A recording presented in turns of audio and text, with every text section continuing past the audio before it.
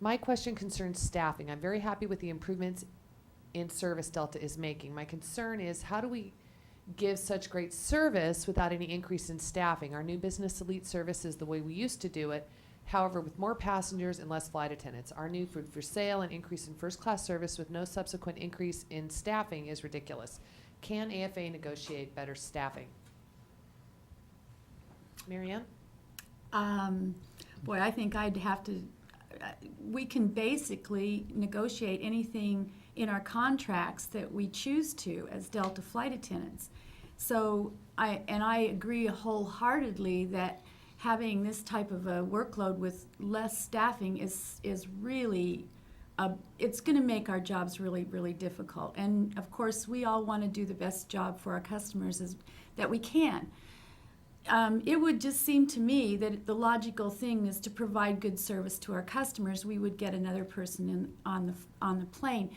It's all up to what we negotiate once we get to the table and talk to management about. This means hiring more flight attendants.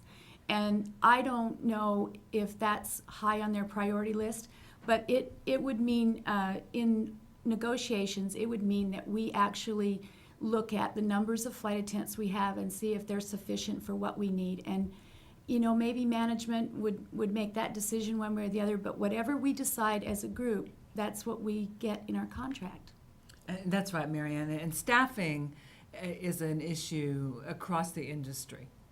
All of our flight attendants most of us are still working at FAA minimum, so it is definitely an issue. But sometimes I think we're our own worst enemy, because even though the management doesn't increase the staffing, they keep increasing the service, and we somehow manage to get it done and make it look easy while we're doing it.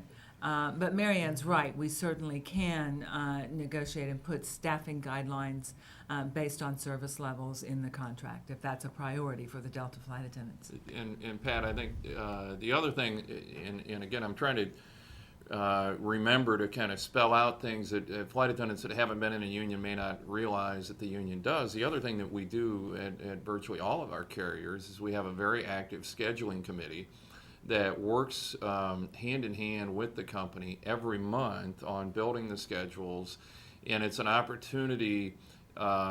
It's another forum. It doesn't just take place at the bargaining table. It's a forum where we can have a conversation with the company. The company says, okay, this is how we're staffing these flights this month, and we look at what the service level is on that flight, and we can have a discussion about, well, if you're going to have that much service, we really need to put an extra flight attendant on there. Or if you're only going to put that many flight attendants on there, that's way too much service. We're never going to get it done in the flight time that's scheduled.